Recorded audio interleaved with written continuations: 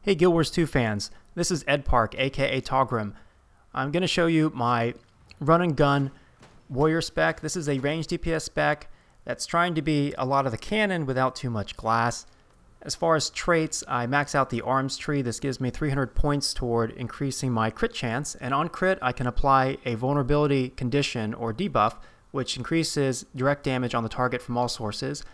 I take the trait here that reduces my rifle cooldowns by 20%, and I take the opportunist trait in the third tier.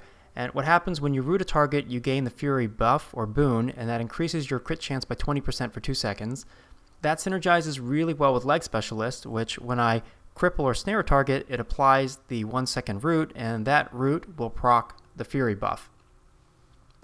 I also take this trait down in the discipline tree, which increases my crit chance based on the amount of adrenaline. So at a full adrenaline bar, I'll have an additional 9% chance to crit. The base chance to crit with the gear and traits that I have is 49%, but that jumps up to 58% at max adrenaline and all the way up to 78% when I have the fury buff. So this is a spec where you get a lot of crits from it, and whenever I crit, it can proc a bleed condition on the target, a vulnerability condition, and because I take a sigil for my character, for my weapon, for might, I can also proc a might buff.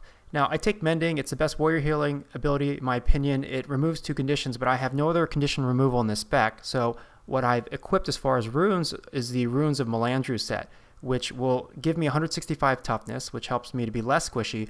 And more importantly, it reduces condition duration on me by 45%. So when opposing players place debuffs on me, I'm cutting the duration of those debuffs almost in half, and you'll notice throughout the video that the conditions seem to roll right off me, which is awesome. I have tried other rune sets, such as the popular Divinity set, which buffs all of your stats and increases your crit damage by 18%.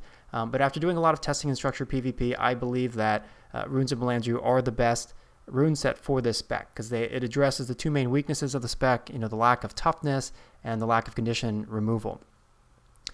For the weapons, like I said, you can either put the might sigil on them or the vulnerability, and really the main consideration here is the more vulnerability you stack on the target, the better focus fire will be on that target, but every class has abilities that can remove conditions, whereas the might buff is considered a boon, and only 2 classes, Mesmers and Necros, have the ability to remove boons. So I've gone with stacking the might buff, so it increases my damage based on how often and how much I crit a target. So I open up on this opponent here. I hit him with aim shot for the cripple and snare.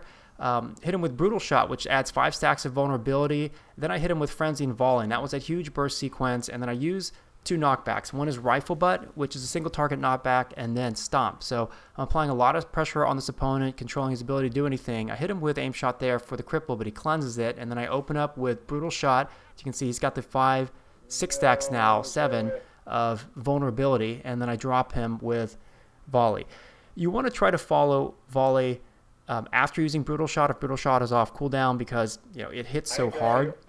And you have the option, you can go as far as abilities with the rifle 4-2-3, so that would be brutal shot for the debuff, then the cripple, then volley, or you can go 2-4-3, which allows you to control your opponent's movement first, then hit him. Now this greatsword warrior bull rushed me and then started to bomb me with 100 blades, so I dodge rolled down the ramp and kiting away from him, and I go ahead and pop a frenzy. I've rooted him, I debuffed him with brutal shot, and you see with the volley there, I drop his health all the way down 50%. So I probably hit him for about 10 or 11k damage total there, just from that one channel. It is dodgeable. That's the main counter to it, and has a very distinctive pop, pop, pop effect. But if you can land multiple ticks, you can pack out a ton of damage. So we're trying to cap the top of clock tower, so I AoE knock back the opponents out of the middle. And right here, I use brutal shot and then follow up with the volley chain. You can see volley there delivers probably north of 15,000 damage from those 5 ticks. That was a very squishy target. I have might stacked on me, so I'm hitting hard, and I debuff that target with vulnerability. So that's part of the nice thing. This spec makes for a good main assist or focus fire because you can hit from so far away. 1200 is the range with the rifle, and it improves everyone's damage on the target. So, we'd like to finish off these players, but, that Greatsword Warrior was running around, and, I don't want to sit here and try to down an opponent and have him run up and 100 blades me in the face. So, We drop the warrior and this engineer is bombing me, so I knock him back, dodge roll in the opposite direction for the evasion, switch weapon sets. And the sword Warhorn weapon set is really about mobility. The 4 button is charge. That gives you an AoE group buff, 10-second swiftness buff so you can run faster, and it removes immobilize and cripple effects. So it's just awesome for either chasing down people or getting away from them. And the number 5 ability with the Warhorn gives you Call to Arms, which will increase your regeneration rate for endurance. It's called Vigor.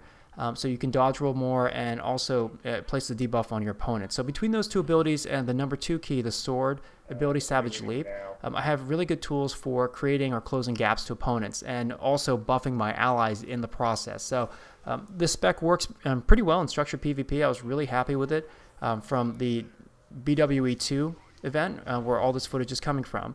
And I think this is also going to be a really nice spec in a World v World because of, like I said, that ability to both hit targets from far away, control their movement, and then positively buff the movement of my friendlies.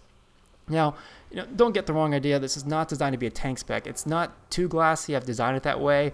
But at the same time, you don't want to sit here and eat too much damage in the face. Like, I was just getting attacked by 2 warriors there, and one of them was 100 bladesing me, so I went ahead and cut it away from him, dodge rolled. I popped 4 and 5 with the Warhorn, so I'm going to be able to move and dodge as much as possible.